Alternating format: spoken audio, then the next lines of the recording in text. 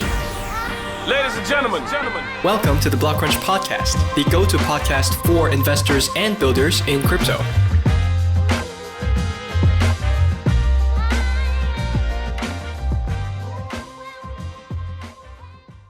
And before we get started, just a reminder for you guys out there, the Blockcrunch podcast is intended for informational purposes only. Neither the host nor its guests are licensed financial advisors, and nothing discussed should be construed as financial advice.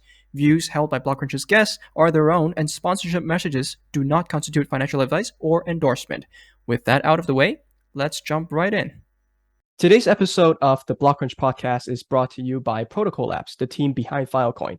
So to tell us a little bit more is Colin Efren, who leads ecosystem at Protocol Labs. So Colin, can you tell us what's one thing that people misunderstand about Filecoin the most? One thing people don't realize is that the launch of smart contracts on Filecoin in Q1 of this year will transform the Filecoin network into the world's largest open data economy and a full-fledged layer one within Web3. Most people think of Filecoin as the world's largest decentralized storage network. And while that's true, the community onboarded 450 petabytes of real data in 2022, up 18 times from the beginning of last year. Q1 of this year is transformational. The community is launching the Filecoin virtual machine where users can start writing programs to automate storage and renewal of data, pay for computation, and trigger retrievals. All of which is built on a permissionless market of hardware providers that is 15 exabytes in size. This will open the world's largest data economy and make Filecoin one of the most powerful layer one blockchains in Web3. Hello there. Now, before we move on, I'd love to thank the hundreds of you who have subscribed to Blockcrunch VIP, because with your support, I've been able to share my real thoughts on specific projects that I don't usually share on interviews in a format that I enjoy more, which is bi-weekly written posts. We've also been able to offer exclusive AMAs, sharing my investment frameworks, interactable models, and breaking down important trends before they become big. Now, we even had Elon Musk comment on one of our threads recently. So if you haven't already, head on over to theblockcrunch.com/VIP, and you can access dozens of hours of research for what you'd spend on a coffee a day. Hey everybody, welcome back to another episode of the Blockcrunch podcast. Now, recently I've been diving more into NFTs, given the interest around collections like Milady's, which seem to have been doing well. And I can't help but start to really think about what I'm buying when I buy an NFT. And I was really surprised to learn that while the token part of the NFTs is stored on chain, most of the metadata or the actual JPEG image are actually just links pointing off to some off-chain storage services, which means that if the link goes down or if the storage service goes down, then I'm kind of left holding a bag of nothing. So that led me into a rabbit hole of how storage is actually done for online data, particularly in crypto. And I'm really grateful that as part of the Protocol Labs ongoing sponsorship of the podcast, we're able to get in touch with the folks at Tableland, which is a permissionless database that just raised $4 million from CoinFund, Multicoin Capital, and others. And Tableland has also launched its NFT collection earlier to showcase its unique features called Rigs, which is already trading today on OpenSea, which you can check out. So today I'm really excited to dive into just what happens behind the scenes when we store things on-chain, the market opportunity that is often overlooked but being addressed by Tableland, and why this might just change the game for things like NFTs that you know and love. So to break all of this down, I'm stoked to chat with Andrew Hill, the founder of Tableland. So thank you, Protocol Labs, for making this episode possible as well. So Andrew, welcome to the show, man. Thank you, Jason. Really good to talk to you again. And I'm excited to dive into all this. You touched on some really good points in the intro, and I think we can go actually a lot deeper in a pretty quick amount of time.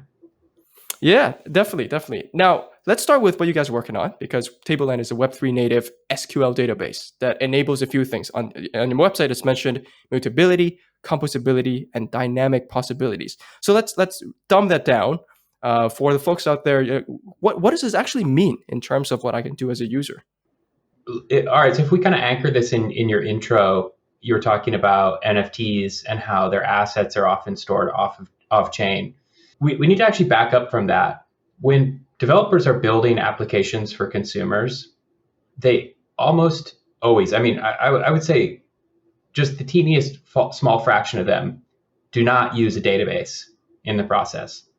So every great application you use, from Twitter to Notion to Slack or Discord, they're all using databases. In fact, they're probably using multiple databases to drive really great applications and experiences. Web3 hasn't had a database. And the first probably killer application that was built in Web3 was really the NFT. And without the database, those NFTs were actually really creatively sort of streamlined applications that allowed primarily one function, buy and sell this asset that is attached to some media. The information behind that media is this structured data, right? It says not just that it is this, image that exists someplace, but it's all the traits that you filter and search by. It's the name, it's description, it's even ownership history, things like that are in there. And early developers really creatively, they designed these things so that they were pretty static. So when you buy a PFP, that data, that information never changes. But as developers now, we've sort of seen a lot of what can be done with that static information. And now for a while now, developers have been trying to explore what you can do if you build more sort of expressive and more experiential assets as NFTs. And to do that, they really need a database. And there's kind of only two options for them to do that. One is they store all the data on chain. And so that means that the metadata behind the NFT can actually change quite easily. So like you imagine you might have an NFT where the name of it might change, as it levels up or things like that. If that's stored on chain, it's just a call to the smart contract and it changes that data. The other option is they use a database. But because there's no Web3 native database, they just use a Web2 database, which means there's some API out there that's serving data to serve this NFT. And that's okay-ish, right? It actually is really useful for a lot of flows and it makes sense for a lot of flows. But when it's core information that is a requirement for the thing you own, you probably don't want that information locked behind an API that could go away. Somebody could stop paying for it. Somebody could decide to stop showing it. And there's a lot of other reasons for it, but so the way that developers have solved this is, or the way developers have been building this beforehand, is they just didn't do that. So the PFPs that we saw in the sort of first wave of NFTs, they just use static files to drive that metadata that would never change. They could store them on IPFS or Filecoin, but it makes it very hard to change that information. But throwing a database in the mix, they can suddenly build lots of other really interesting things backed by NFTs and backed by more than NFTs, backed by smart contracts just generally. So we actually think that it can unlock all sorts of new applications from games to social networks and lots of other things in between. So I'm actually really, really fascinated by this because you mentioned there's two options right now for developers. There's the ledger part, which is what the blockchains is usually considered to be, basically just a ledger of transactions, and then a database. So what is the primary difference between using a blockchain versus a database to store dynamic data?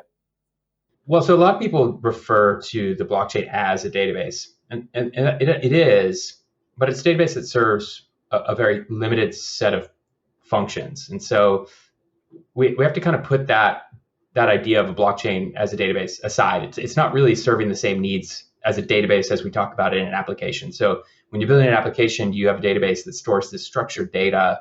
And the reason that you store data in a database in the first place is so that an application can very efficiently go and pick and choose the data it needs the moment it needs it and pull it out and display the user. And you can build these really, these expressive experiences and also the mutability in database and other features that sort of layer on top of that.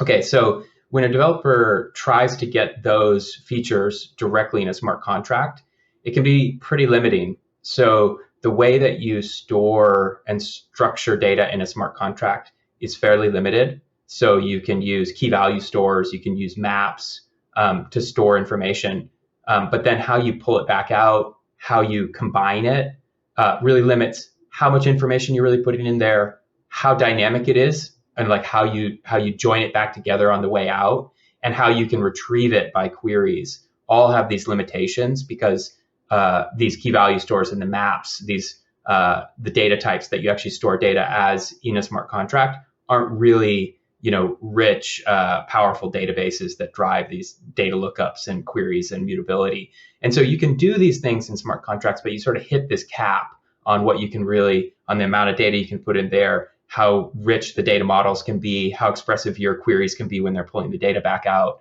And for that, you really want a real database that runs alongside it. In fact, I think one way that I've kind of tried to explain this to people is like when developers are building things, it makes a lot of sense that you have you have you have all the business logic in a smart contract, and then you have media and you have assets and files and they're using decentralized storage to store that stuff.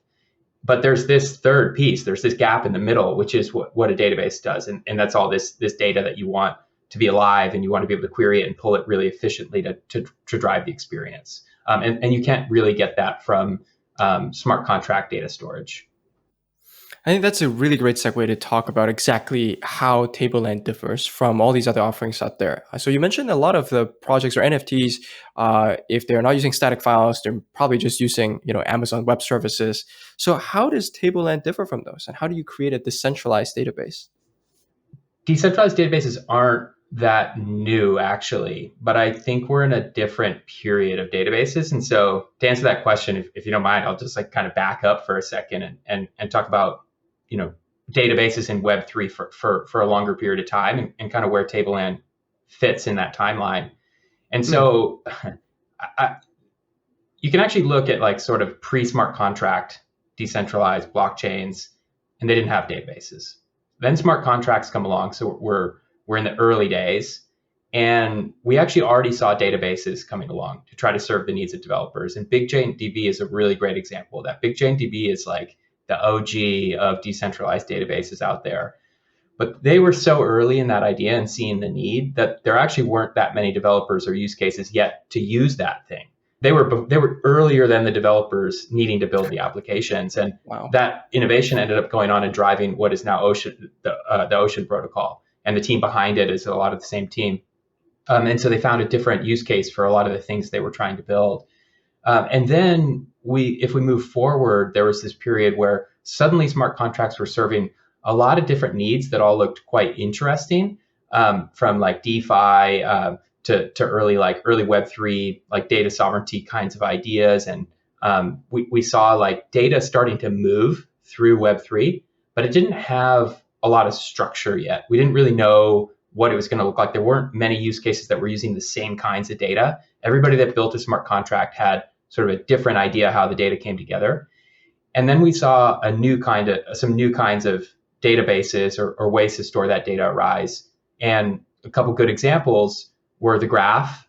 So the graph came about at that time. And so if you think about a lot of different kinds of data needing to be stored and queried, a graph database is a really great place to do it, because you don't have a lot of shared structures needed. It's just like a giant graph of all this stuff that could be connected, but it doesn't have to be.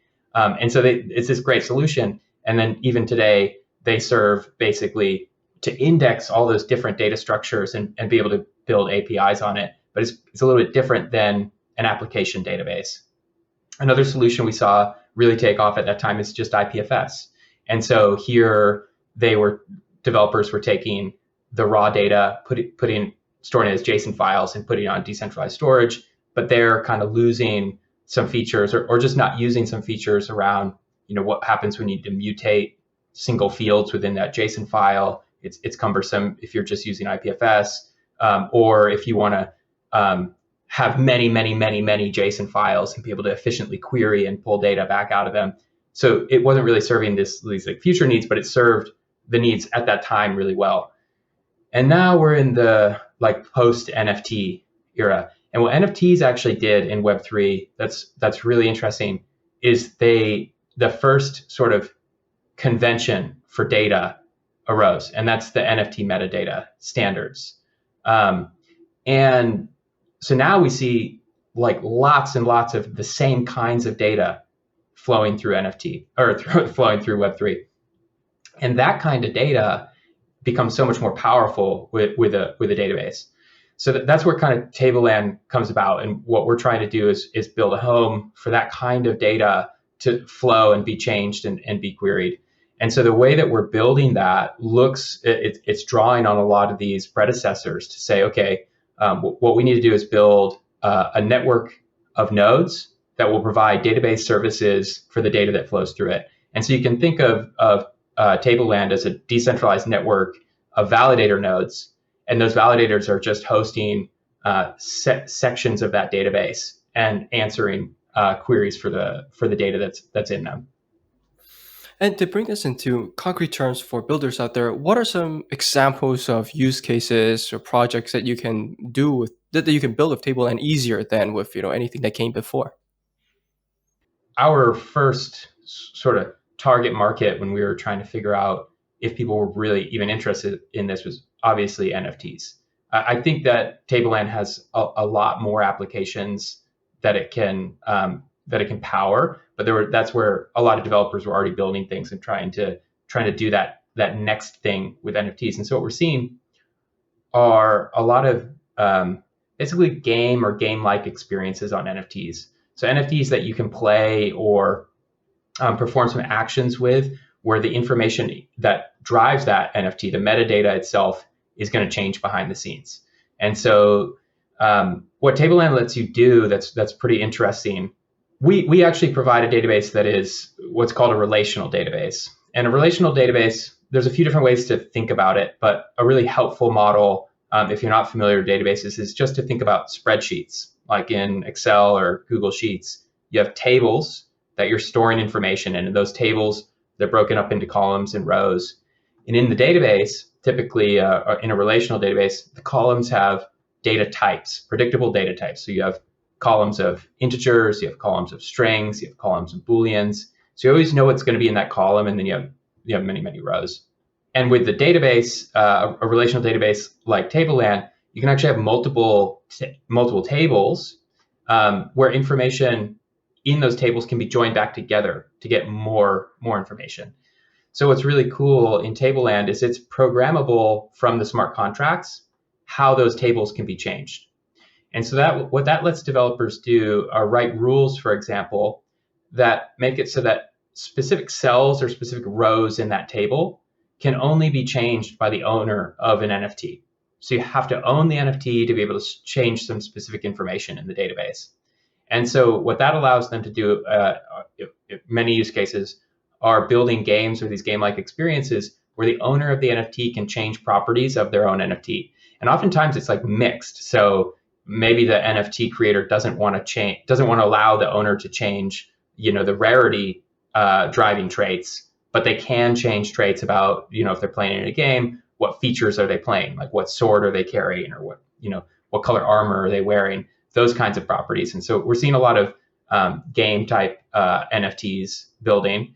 There's another category of projects that are using it primarily to simplify the data management process in a Web3 application. So if you think about a developer trying to build something in Web3, I mentioned before that there's sort of like this triangle where you have business logic in a smart contract, you have file storage on decentralized storage networks, but then you have this need for a database. And when a developer needs a database, until very recently, the way they would solve that, even as a Web3 developers, they'd go use a centralized API. This actually creates a data management problem because, one, you can't have those direct links to things like ownership on chain. So like creating that rule that I just said of like only this NFT owner can change that data, it becomes more code you have to write. It's not, you don't get it out of the box like if something is actually running in Web3. So that becomes extra work they'd have to do. Plus they'd have to put a credit card on that API and maintain it. Whereas Tableland, you can actually run it directly from the smart contract again without any sort of additional account setup. You have, wallet authentication, identity, all those things get driven directly from the smart contract. And so for a developer, they can just build applications where there's data flowing through it and not have to have this like extra work they have to do to build data management processes on a database. And so there's a couple good examples of that. Like there's one that I really like from a recent grant cohort that we worked with called zk-sig. And you can think of it essentially as a DocuSign competitor, but they're trying to do it all in Web3, all driven by smart contracts and zk-sigs. So you can have multiple parties sign documents and then prove information about those documents. And so they're using Tableland for a lot of that high-level metadata management. So like what parties are signing this document, where's the encrypted data stored, what is the CID on, say, IPFS of that encrypted document, and being able to pull it all back together into databases that then can be queried by their application to drive an experience. So you can go to their application, log in, and you can see all the documents that you signed and that you have rights to see and things like that. So that kind of like data management flow is a really common one.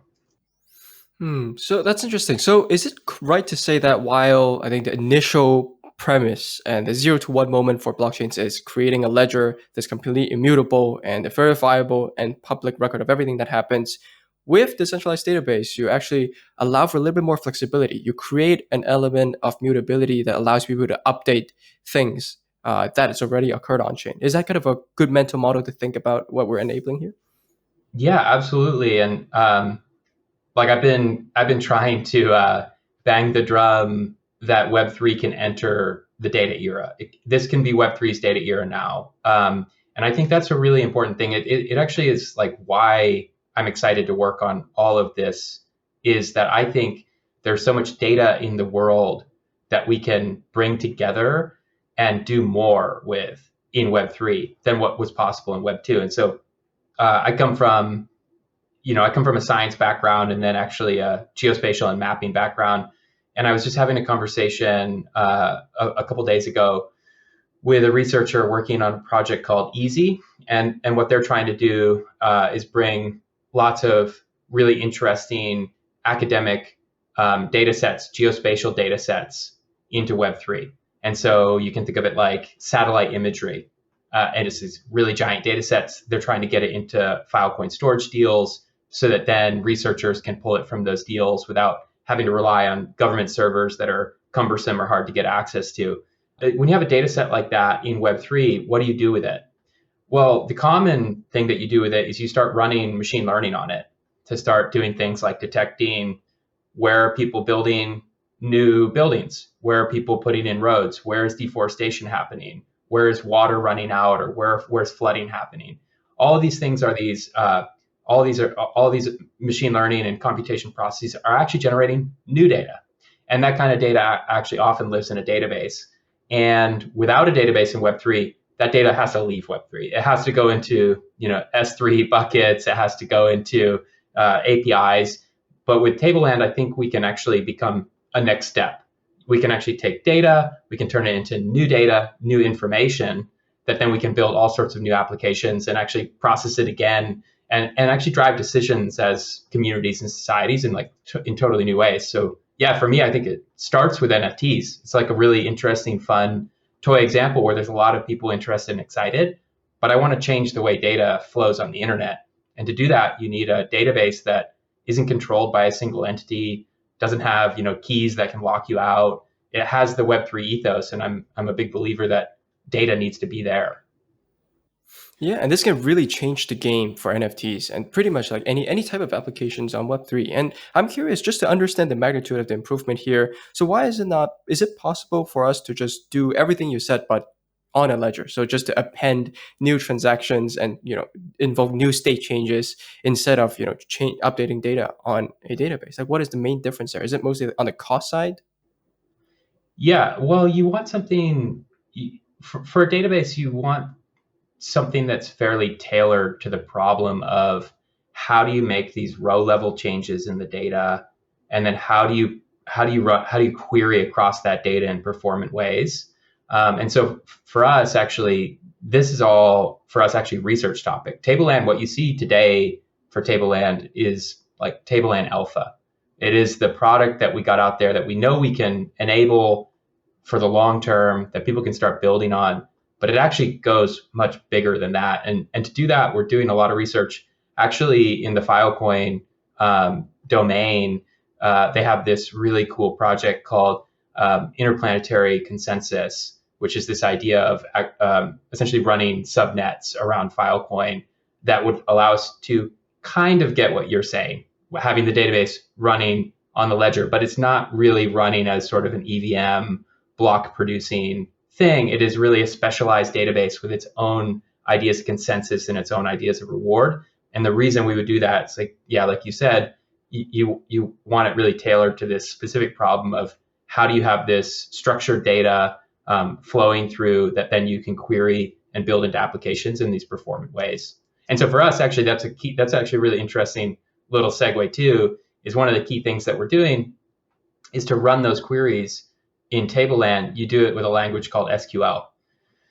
And it's really funny to me, like SQL is something I've been working with for like, I don't know, maybe like 15 years or something like that. And it is like the language you use to interact with data. But in Web3, it's actually been mostly missing. The first place I saw SQL really become like a common language in Web3 was with Dune Analytics. So if you've ever used Dune Analytics, you go there and you write SQL, and that's because they use PostgreSQL as their backend. So they use a relational database.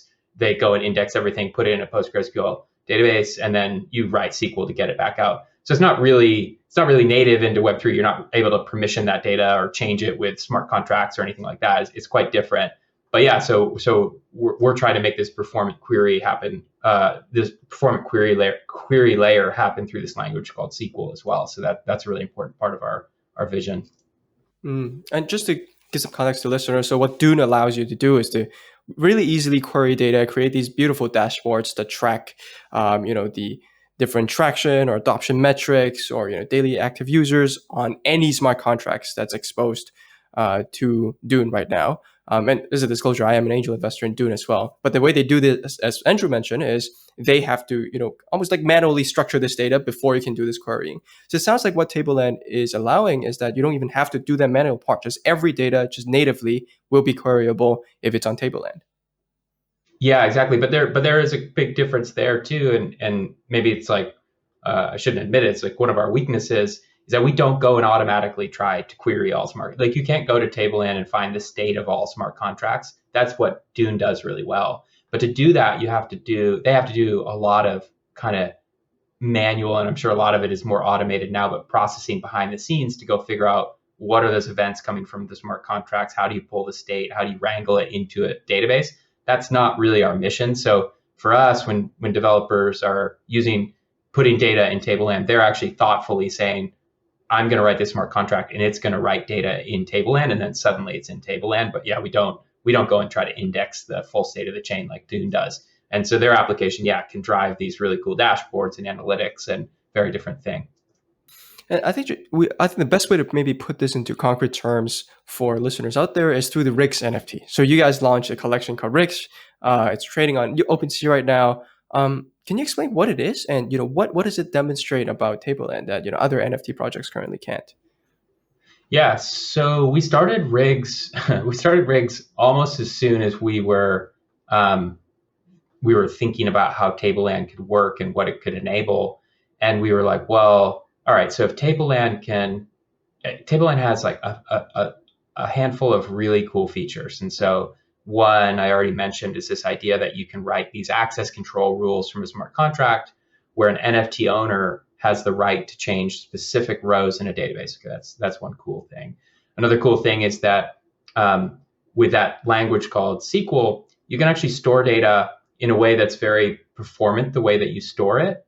And then you can use SQL to transform it on the way out. And what that lets you do is store data in a database and then write SQL that transforms it into the structure needed to drive an NFT's metadata.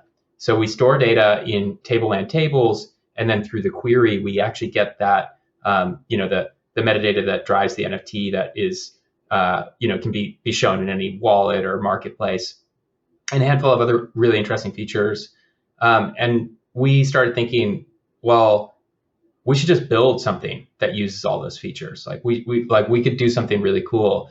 And so we decided to build Rigs as a community NFT with the idea that it would kind of it would have sort of three purposes early on for us. And I think it will grow in different ways. But one is that we wanted it to be this like playground and testing space for us to actually try to push what we could do with the protocol. It's sort of like customer number one of the protocol. And what does that project really need from a database to do things? And then the other thing that we do with it is actually we're trying to build really interesting ways to start tracking community reputation. We think that's a really interesting use case of like dynamic data that you want attached back to the assets in really neat ways. And so in Rigs, we started doing that in some basic ways, and we're going to release some other kind of cool things in the very near future that will showcase more of that, where we want to be able to actually have people contributing to the protocol, contributing to evangelism, and contributing to these different needs of the Tableland ecosystem as a rig, and be able to actually showcase what's happening on their rig. And so we're doing that a bunch. And yeah, I think it's just going to keep growing that way. And like we have this really pretty cool community that's sort of mixed. There's some developers that own it. There's others that there are other owners that are really just like enthusiasts of cool NFTs. And actually something that we get often from those NFT owners are like, they're looking for NFTs that just have something more at all than just being a PFP. And they get really excited about how like kind of deep tech we're trying to build and how we're trying to integrate that back into the rig itself. And then we have a bunch of people that are less active in our community that are just trying to look for a cool NFT to own. And there's plenty of those people. Yeah. And I mean, the art is beautiful. So a lot of people get really excited about that. Yeah, thank you for that breakdown. And I think this is a good segue for me to touch on Filecoin as well, because I think for people who are not as familiar with the technical aspect, they might think that something like IPFS and Filecoin are competitive with something like Tableland. But here, I think you guys announced that you'll be incorporating into FEM and Filecoin and working together. So can you explain kind of how that works? What is the dynamic between Filecoin and Tableland? It is, to me, really obvious that they're complementary when you actually think about what a developer needs, as far as every application that you interact with, again, is using multiple different pieces of technology. And one core piece of that technology is where they're storing their assets, where they're querying those assets from. And another core piece of that technology is the database. And so Filecoin alone doesn't have a database. And so what we're trying to do is basically build that layer on top of it so that a developer can come and actually now with the FVM, it's really cool. They have raw file storage on the biggest storage network there is. They have the EVM compatible FEVM to write smart contracts and do all their business logic. And now with Tableland, we have this database that can sit between them, and you can do all these really cool things. Yeah, so for me, it's like it's a really logical relationship. Yeah, no, I think that makes a lot of sense. And I think what was the thing that kind of attracted you guys to the FVM? Because I think there's probably like other Web3 alternatives or solutions out there. Like, did you survey the landscape? And if so, like, how did you decide, hey, this is the thing that we want to go with? Yeah, well, that answer has so many dimensions to it. I'd say, at the very basic level, and actually this kind of addresses your last question too, is like, we don't want to build a decentralized storage layer. Like we don't want to build that. And so we knew that the database actually was going to need to have pretty deep hooks into file storage. And so we always had Filecoin kind of on our mind as how do we get back there and make it so that Tableland could live more fluidly with where data is actually stored. But when we started building Tableland, the FEVM wasn't ready yet. So we couldn't just dive right in and start building that way. We wanted to start building something and really start getting user feedback early. And so we started launching in other ecosystems, but we always had Filecoin kind of right there and waiting and looking for the right moment. So that was one thing. That's one kind of dimension, just sort of like the logical dimension. There are a couple other things that are really just make it a good fit for us. One of them I already mentioned is the IPC project. For anybody that's listening that is into the kind of deep tech, I would go kind of Google around what IPC is doing and their vision for Filecoin. There's a testnet right now. There's a Filecoin testnet called SpaceNet that's running the first version of the IPC work. And so we're starting to scope out what it would look like if Tableland were to be built on top of that as sort of the core protocol driver behind Tableland. And so we don't have any big news there, but just know we're really pushing that hard and pretty interested in what will happen there. But then I'd say maybe the third reason that's worth mentioning is we've been part of the IPFS and Filecoin ecosystem for quite a long time. So Tableland has only been around for 12 months or so, but our team has been building in this space for 5 years maybe. And we got our start really in IPFS. We were building developer tools and doing a lot of evangelism in early IPFS days. Did a lot of the same work in Filecoin. Have always really loved those protocols. But even more than that, that ecosystem is one of the coolest ecosystems around.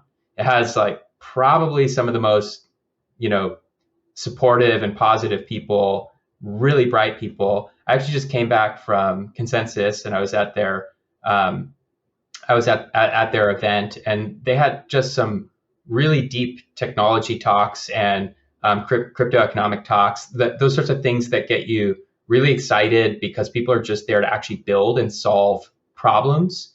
And there was very little, there's very little that feeling of like, hype for hype's sake or anything. People are there to solve real problems that are big problems. And that's always just kind of matched our worldview. So like our mission as an organization has always been to speed up the exchange of information in society. And so a database just fits into that mission, but that mission aligns really well with what Filecoin and that team and that ecosystem are all trying to do. So for us, it's like we just feel like we slot right in there and can all kind of work aligned. Yeah, and I think this is a great segue for the final part, which is talking about the outlook and the future kind of direction for Tableland. So I think this is particularly relevant given you were just at Consensus. You probably saw a lot of new companies and use cases that people are excited about. So what are the biggest tailwinds here? Like what will be the biggest drivers for the next stage of Tableland's growth, besides, these NFTs? Yeah, like I mentioned earlier, I'm a big believer that if we take the next months right, we could be entering the data era for Web3. And what I mean by that is we've sort of passed this point where there is just a ton of data now being stored on the Filecoin network.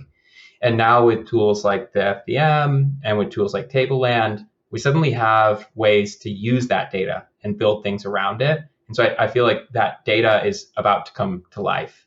And so that gets me really excited. And so we were there really talking to a lot of those projects that are starting to store big data sets and trying to look at how they can use them and make them sort of breathe life into them in Web3. And so for me, that's the really exciting part is how do we now take all that data and turn it into information and turn it into insights. And that could be, AI, that could be, new weather algorithms, that could be lots of things in between. Yeah, I think that's an incredible note to wrap this on. And I think it's been such an interesting journey since we started partnering on Filecoin. We've dove into this massive rabbit hole of just how data flows in Web3 and in Web2. And it's so crazy to me that every time, we look at a new topic, there's like another new rabbit hole of just like some of the most talented people working on an incredibly specific problem that we weren't even aware of before. And then when we dive into it, we realize how big and important it is. So I'm really excited for what you guys are working on. I have a few friends who are really excited about the Rick's NFT as well. So I'm Cool. sure they'll be listening to this. So for people who want to follow Tableland or follow you or follow Rick's, what are the best channels for them to do this? Well, I would say definitely check out our website, just tableland.xyz. From there, you can find us on Twitter or jump in our Discord. Yeah, and always you can hit me up. I'm Andrew X Hill on Twitter and on Discord as well. So feel free to DM me and set up a time to chat. Yeah, and we'll drop those in the show notes below. So thank you so much, Andrew, for coming on once again. Thanks, Jason. Always nice chatting. All right, that's it for this week's episode of the Blockcrunch podcast. So thank you so much for tuning in. If you enjoyed this episode, please make sure to subscribe on your favorite apps. And in case you didn't know, this interview is also available as a video on YouTube. And if you tag the Blockcrunch on Twitter this week and tell us what you liked about this episode, I'll be sure to respond to you as well. Now, if you'd like to go even deeper, we have a VIP tier where every week or so, we write an in-depth research brief or investment memo on a project. And we'll have exclusive AMAs with myself where I answer all your questions as well. Now, we already have analysts from some of the top funds and companies in crypto as subscribers. So if you're serious about getting an edge in crypto, head on over to theblockcrunch.com/VIP to learn more. And once again, thanks for supporting the show, and I'll see you next week.